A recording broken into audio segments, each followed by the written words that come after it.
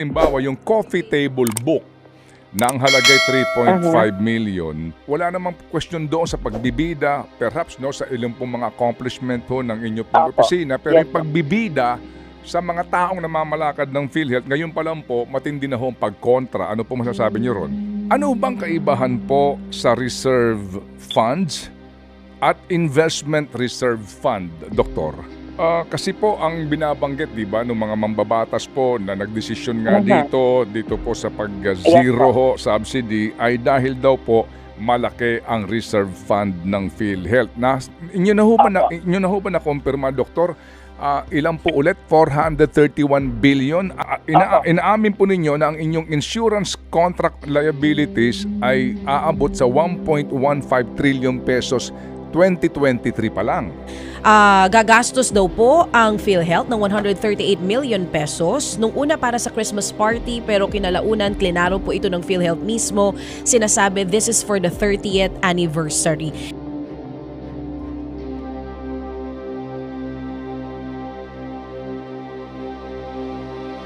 Ipaliwanag po natin itong ganitong kalaking amount na gagastahin ng PhilHealth sa taong 2025. Oo. Well, DJ Chacha, tama ka, no? This is for the anniversary celebration, the 30th anniversary celebration of PhilHealth, and the celebration of the National Health Insurance Program Month, which happens to be in February also. This is the budget as proposed and the activities as proposed ay hindi pa naman po final at hindi pa rin po approved.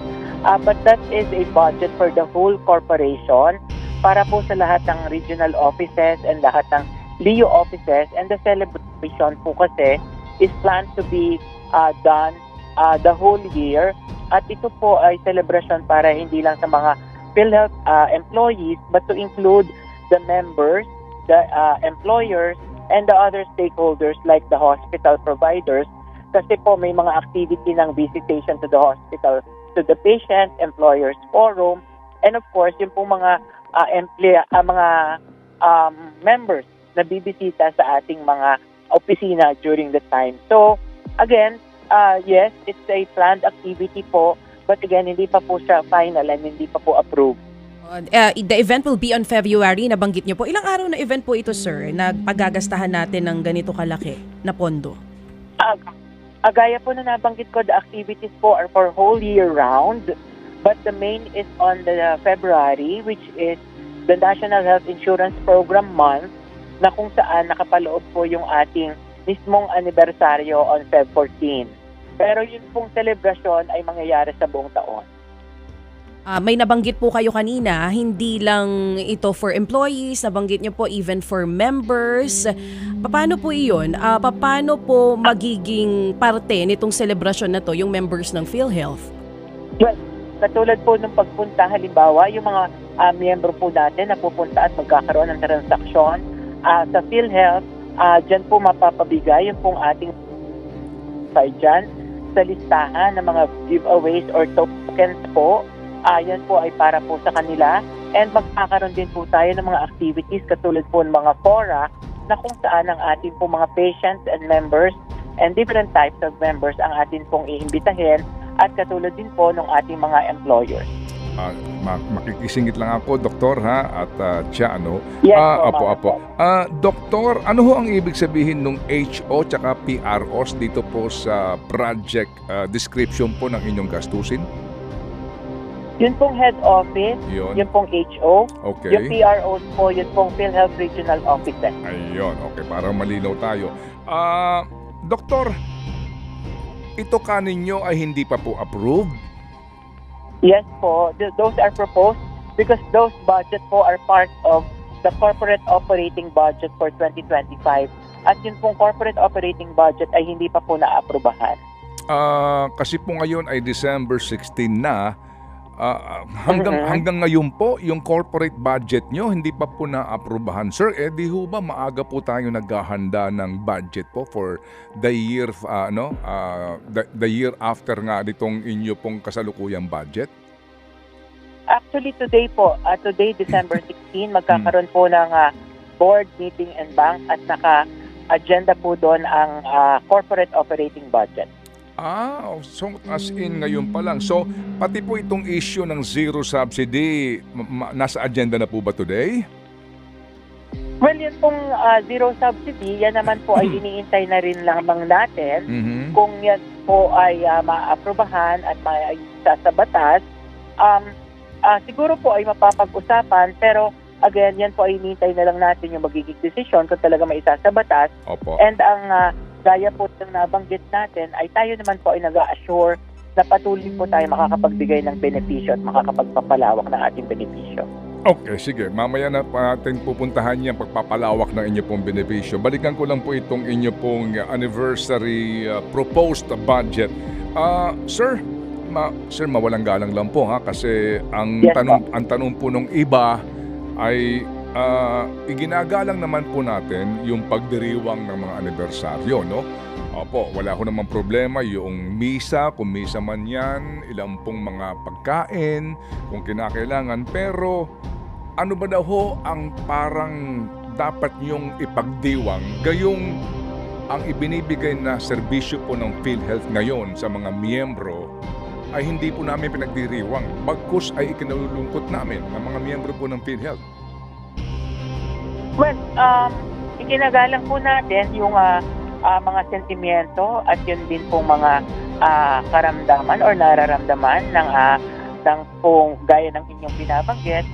But of course, alam din naman po natin na in the past 30 years po ay meron din naman po mga achievements and accomplishments ang PhilHealth na maaari din po nating ipagdiwang at ipagmalaki gaya nga po nitong mga nahuli nating pagpapalawak ng ating mga benepisyo. Opo, yung pong pagpapalawak na yan, muli po, no, babalikan nga natin kasi nagdagdag kayo ng premium, ano po, ha? Opo, and then, at pagkatapos niyan, nagbigay daw nga ho kayo ng contribution sa national government, kaya ito ho yung kinukuha nga ng 89 billion. Anyway, kasi paano po natin maipapaliwanag sa mga miyembro ng PhilHealth ang ganito pong gastusin? Ano ho ang relevance nito sa inyo pong pagdiriwang na kinakailangan pa natin ng 7 million para sa building display sa mga PhilHealth regional offices?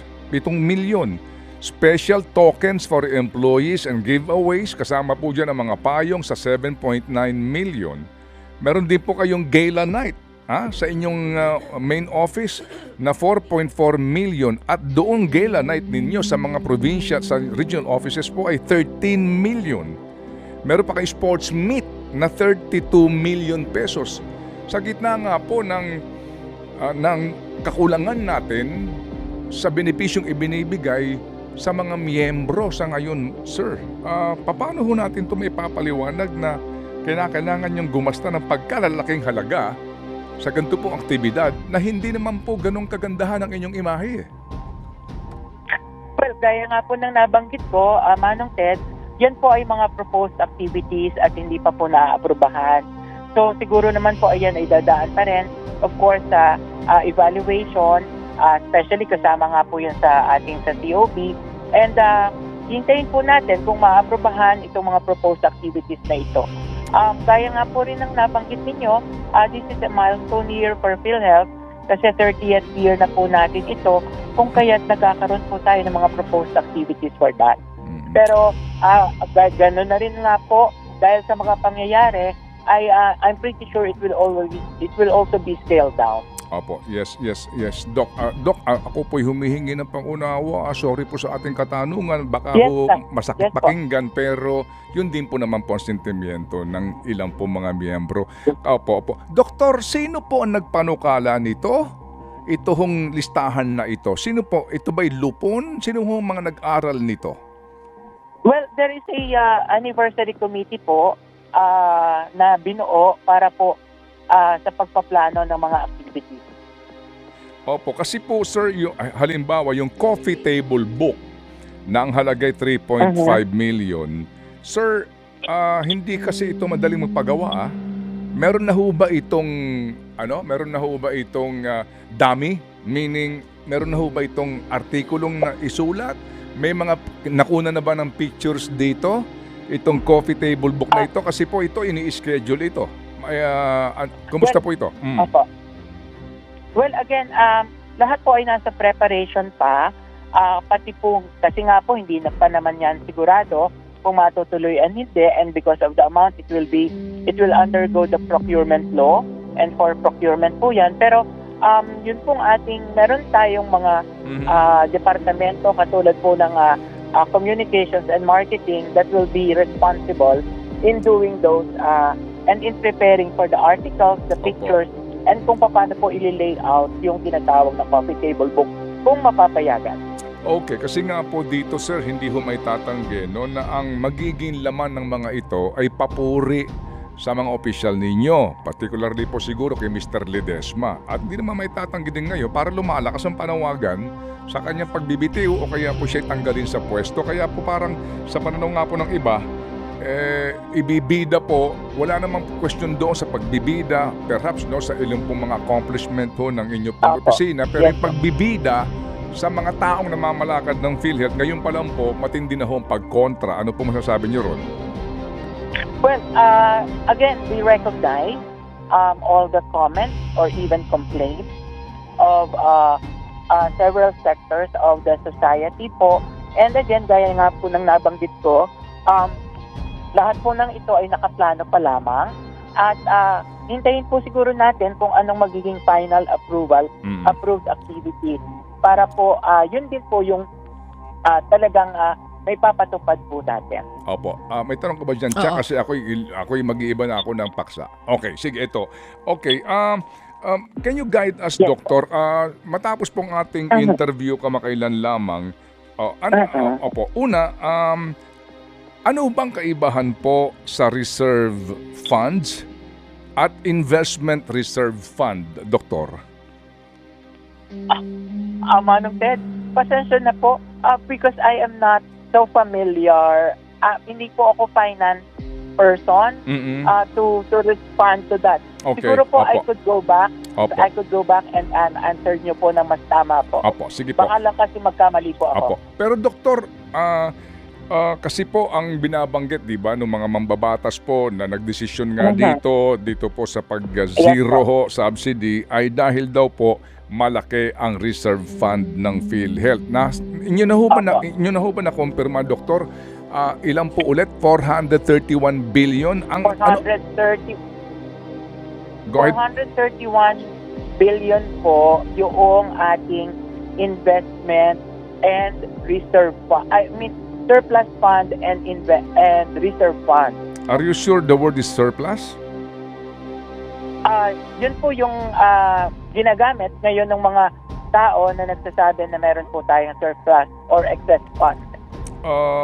Kasi when you say surplus, as in excess, pero ang pinakahuling COA report, no, dito po sa PhilHealth, nagsasabi ang inyong insurance contract liabilities by ito pong 2023 ay 882.783 billion na po for 2023. Yes. And then by end ng 2023, 1.15 trillion, right? Trillion, yes. So inaamin po ninyo na ang inyong insurance contract liabilities ay aabot sa 1.15 trillion pesos 2023 pa lang. Opo, I'm not so sure with the figures, but yan naman po ay nasa financial statements po ng PhilHealth. Yes, opo. Yung IPL po or yung insurance liabilities po. Okay, sige. So, kung meron kang liabilities na higit doon sa binabanggit niyong umano ay surplus, di ba lumalabas dyan short ka sa pera? Short pa. Yes po, tama po. Tama po kayo doon.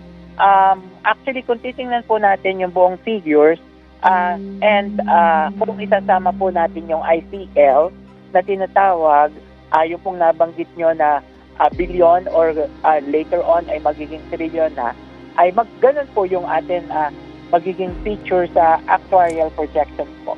Ayun, kumbaga po, sa actuarial position ng PhilHealth, hindi healthy ang inyo pong financial position. Well, I cannot confirm on that, but Okay. we will ask for our Okay. actuary. Okay, sige, opo.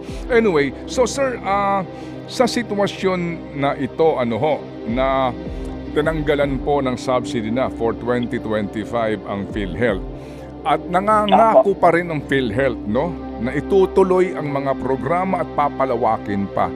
Paano ho namin ito paniniwalaan? Gayong nito hong nagdaan, kinakailangan yung mag-aumento ng contribution. Opo, and then hindi pa ho naman natutupad ang inyong mga ipinapangakong lahat. Di ba itong dental coverage tsaka yung outpatient, hindi pa ito existing today, di ba? Yun pong dental coverage that was approved by the board po last November 28, and bago po matapos ang taon ay ilalabas na po natin yan. Pero yung pong dental-alveolar procedures po ay so far covered na po yan ng PhilHealth kung meron pong confinement at may operasyon na kinakailangan gawin dito sa ating bibig. But the dental care or outpatient oral health, primary care po, ay baka po ngayong matapos ang taon may lalabas na po natin yung polisiya. Opo. Pero yun Yun nga naman po. pong Opo, sir, pero ito po ay pangako pa lang, di ba? Pangako pa lang ito kasi nga hindi pa actual na pinatutupad. That's my point po, doktor, di ba? yes. Okay, sige, para klaro ho Although para tayo approved by the klaro. board na. Yes. Kaya nga po, para ho tayo klaro. Kasi meron akong nakausap ng grupo ng mga dentista. Ngayon pa lang sinasabi, magpupulong-pulong sila kasi nga ang kanila is magtataas sila ng singil kasi alam nila matagal magbayad ang PhilHealth. Kasi kung ikaw magpapadentista at yung gagamitin ng dentista mga gamit sa iyong pagpapadentista ay puhunan din nila, di ba? Yung mga kung ano-ano man pong procedure yan, sa tagal ng bayad ng PhilHealth, sinasabi nila wala kaming choice kundi magtataas kami ng singil. Opo, yan, dito ho ba sa inyong binuo na kung ano man pong papaprubahan po ninyo, ay nakipagdialogo kayo sa mga dentista, sa mga grupo ng dentista? Opo, ang kausap po natin dito at ang atin pong kasama sa pakikipag-usap sa pagbalangkas ng benepisyo at ng tinatawag na polisiya is the Department of Health together with the Philippine Dental Society po. Okay. Opo. So ito hong outpatient, hindi ho ba ngayon pangako pa lang ito? Meaning ako isang senior, no? Opo. Ako'y nagpakonsulta doon sa aking orthopedic surgeon. Sabi niya, Ted, magpa-MRI ka. Kasi yun ang kailangan niya. Yung MRI ko, doon sa St. Luke's, hindi sakop ng PhilHealth kasi nga hindi pa sakop ang outpatient. Tama po? Well, Manong Ted, in 2022 po, nang lunsad na tayo ng tinatawag nating konsulta, yung konsultasyong sulit at tama, na kung saan po, yan po yung ating magiging base primary care or outpatient benefit package. And this will be turned into a comprehensive outpatient one. Noon pong sa konsulta, kasama na po dyan ang libreng konsultasyon, yun pong 15 na mga libreng laboratorio at diagnostic. Ganun din po yung 21 drugs na libre pong makukuha. At yan pong konsulta na yan ay makukuha natin sa ating mga accredited consulta providers. As of now po, yan is around 3,000 nationwide na kung saan mga around 400 po doon ang private clinics na nagpo-provide yan. And lahat po ay kinakailangan magpa-register to their chosen consulta provider para po magkaroon na sila ng tinatawag na outpatient benefit package. Now, this consulta po will later on be turned into a comprehensive outpatient benefit package na kung saan makakasama na rin po yung mga specialist care at saka po yung mga iba pong mga procedures katulad po ng sustainable development packages natin. At yun din nga po, yung nababanggit po ninyo na mga high technology diagnostics and imaging ay sa ngayon po ay pinag-aaralan na rin natin para po maisama siya. Opo. So, ang sagot po ninyo, hindi. Di ba? Basically, hindi kasama. Very vital na Yes. Sa ngayon po ay hindi pa kasama. Yung nga lang po ang simple kong tanong. Kasi po, example, no? Meron kaming pasyente tinutulungan, meron siyang problema po sa kanyang dibdib, babae ito. So, kinakailangan ng ng doktora na kanyang pupuntahan na eksperto ay ultrasound, no? That's one, kinakailangan po. laboratory examination. Okay? And then, ako po, doon sa vertigo test, mahal din po ito. So, meron din po kang babayaran maliban doon sa ear specialist mo, meron pa po isang specialista, more or less po gagastos ka ng 1,000 din. Pero lahat yun, sabi ng ospital, hindi pa sakop ng PhilHealth yan, kaya hindi kami makapag-claim. Pati po yung pasyenteng babae na may problema po sa kanyang dibdib. So basically po, itong binabanggit nyo na pangako na outpatient ay magiging bahagi na po ng PhilHealth benefit, practically po, hindi pa ito napatutupad, di ba? Opo, sa ngayon po ay hindi pa. Yun, Pero okay. katulad po nung nangangailangan po nung sa breast ninyo na nabanggit, yun pong mammography at saka ultrasound of the breast po, ay kasama na po yan sa ngayon doon sa ating consulta benefit package. Pero hindi So, nga po, yun pong, pero doc, hindi nga po lahat kasi yan. Opo, hindi po kasi lahat yan. Yung binamagit yung paano po kung yung malayo pa yung kapanggagalingan ng pasyente? Para doon sa consulta package na binabagay. Simple ho lang mga tanong ko, Doc.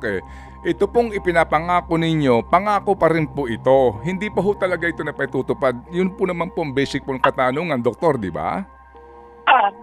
Kaya po na nabanggit po, yun pong consulta providers natin is around 3,000 nationwide. At doon po, yung pong mammography or yung ultrasound of the breast ay kasama na po. So, para po makakuha ng benepisyo yung inyong binabanggit, doon po siya sa consulta provider na accredited ng PhilHealth magpupunta. Doc, sorry Doc pero yung isang pasyente ho, kasambahay for example, di ba? Merong pinakamalapit sa iyo na private clinic, no? Opo, chain of itong healthcare providers. Di po ba? Alam niyo ho yun, yung accessibility dito po sa binabanggit niyong serbisyo, yun po lamang po ang punto namin. So, kailan po ito mangyayari na ang inyong programa wala kang pipiliin na healthcare provider? Yun po ang tanong po namin dito po, Doktor. Para mas maintindihan po kasi yung 3,000 na iyan, saan po yan nakakonsentrate? Di ba? Saan po mga lugar yan? At yung mga yan, opo, paano na nakakasiguro na hindi ka din tatanggihan kasi hindi pa binabayaran ng PhilHealth? Yun pong 3,000 natin na binabanggit is nationwide at yan po ay nadoon sa ang listahan sa ating pong website. Kung kaya't ang ating pong mga miyembro ay pipili doon kung saan yung pinakamalapit at pinaka-most convenient for them. Kaya lang po kasi, nasa batas din po kasi na yun pong participation ng mga healthcare facilities sa atin ay hindi po automatic. Kailangan po silang ma-accredit or makontrata ng PhilHealth para po makapagbigay ng serbisyo at mababayadan din po natin. Opo, yung nga po, naintindihan po namin yun kasi nga hindi basta-basta, di ba? Kailangan ng PhilHealth accreditation. Pero yun nga po, sa tinagal-tagal, ngayon po, hindi pa nga ito na ipatutupad fully. That's the point. So, naunawaan po namin, sabi nga ho ninyo, na ito na, palalawakin na namin, wag mag-alala. Sir, kung sa panahon na ang inyo pong pondo ay hindi nga sumasapat sa utang ng PhilHealth, paano kami maniniwala na palalawakin niyo pa ang inyong programa ngayong wala na nga kayong pera? Well, gaya po na nabanggit, gaya po ng mga binabanggit sa mga balita na tayo po ay maraming pera at kakayanin ng ating pera sa ngayon ang pagpapatupad at pagpapalawak at pagbibigay ng ating benepisyo, ayan naman po ay talagang ating tutugunan. Kasi po, pangako ito, at mahirap po kasi pag nangangako, pagkatapos hindi natutupad, lalo pong magbubunga ng frustration para po sa mga miyembro. Doktor, can you just enlighten us? Kasi ito hindi ko maintindihan Opo, itong sinasabi po na no balance billing, ano ho ibig sabihin nun? Dapat po kung kayo ay na-hospital at nako-consign po sa isang ward or basic accommodation, ay dapat po ay wala na kayong babayadan or dagdag na babayadan pa. Yan po ay nakasulat din doon sa tinatawag nating Universal Healthcare Act at no co-payment policy. So sa batas po ang nakalagay, pagka po pang gobyerno or pang publiko, ang kanila pong ward or basic accommodation is 90% of the beds. Pagka po private, it's 10% of the beds nila ay dapat po ward or basic accommodation. kung doon po ma-hospital at yun po ang pipiliin na accommodation ng ating mga miyembro, dapat po ay wala na silang babayadan pa. Opo, ito hong isang case study ho na aming ngayong hawak po.